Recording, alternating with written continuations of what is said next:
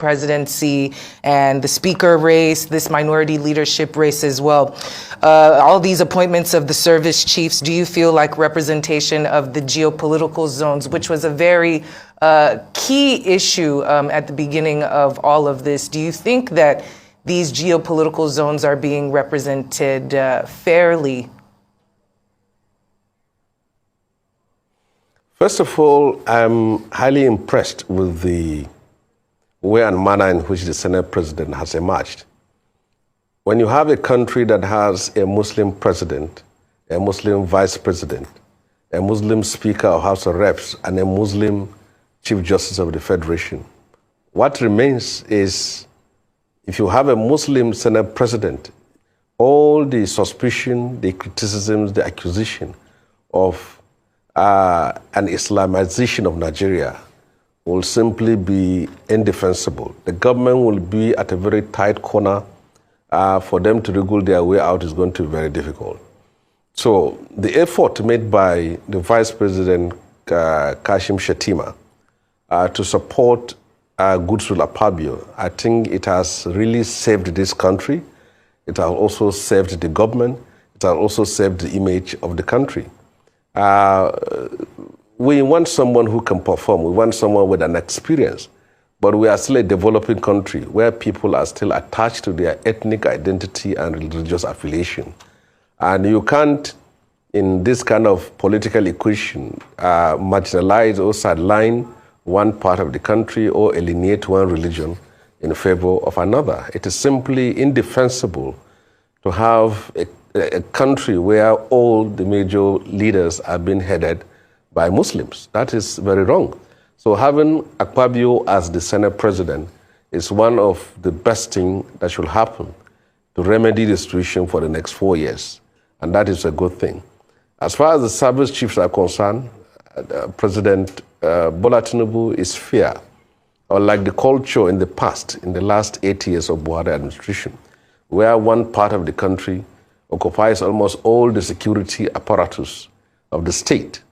This is one of the most fairest in the history of Nigeria.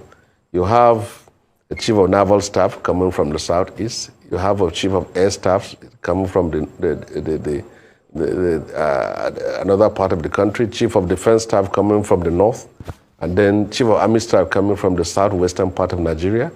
That is fair and equitable, and people are wrong to say that that is marginal. There is nothing marginal. That is the right thing to do, and it is done.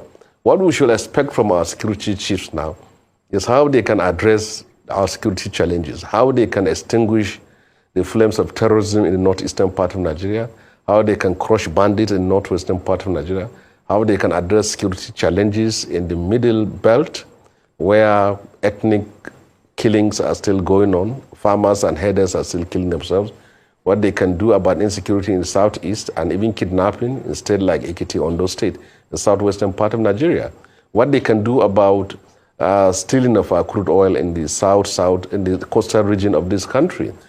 These are the challenges before them, and they should be able to achieve. And it is also important that the president said it very clear to them that their relevance and continuity in that office is based on their performance. That should be a clear diversion from what has been in the past, where service chiefs will exhaust their tenure in office and then it will be extended and extended while they keep on failing the country and failing the government. So, and on the appointment is fair. The appointment of also George Akume as the SGF of the Federation is in the right direction. And I'm also in support of the appointment of Bajamiela as the Chief of Staff, because Chief of Staff occupies a very important and strategic position. It's a position of thrust, and you need someone you know, someone you have been working for.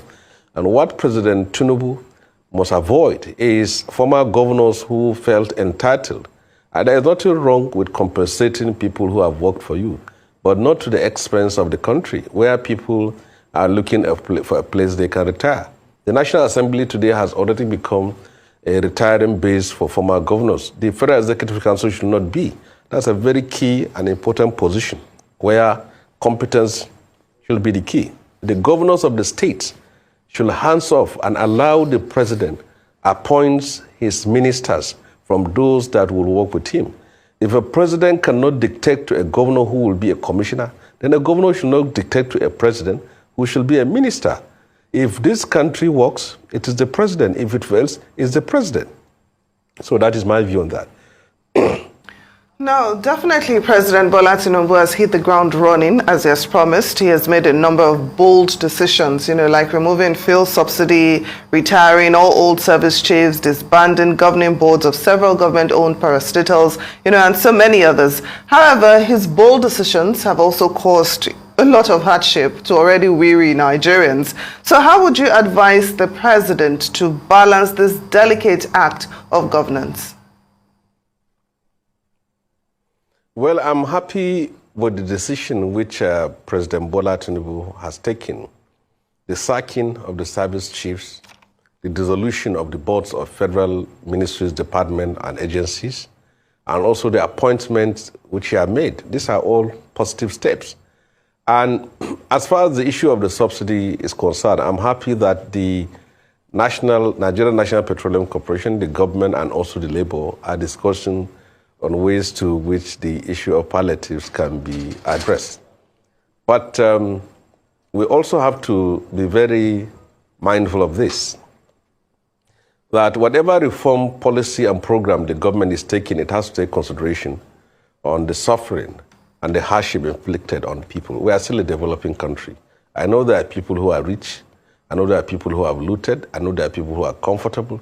But we are still a poor, developing country with a mass number of people. About 133 million people in our country are said to be poor. And whatever policy and programs you have to take cognizance of the kind of suffering which they will undergo through.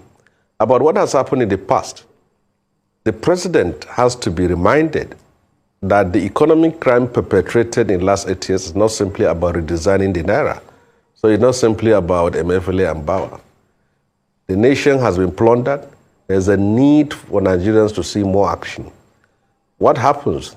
Let him go after the ministers of the BUHARI administration, probe them, and let's see what has happened there. Let's go after the heads of the MDAs. Let's see what happened there.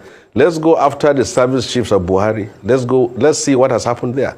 The president should also go after the cabal wing of the last government. They need to be probed.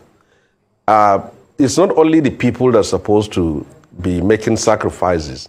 Government should recover money that has been looted under the last administration.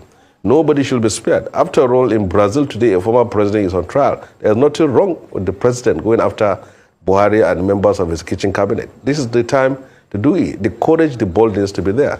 I know TINUBU for a very long time, and I don't know him as a coward, as one who has the courage to stand up and fight. And I believe this is the time for which to demonstrate that. You can see it even online. People who are not in support of him, people who are critical of him, are in support of the action which he has taken. So we will have to continue to press him. He should have nothing to fear.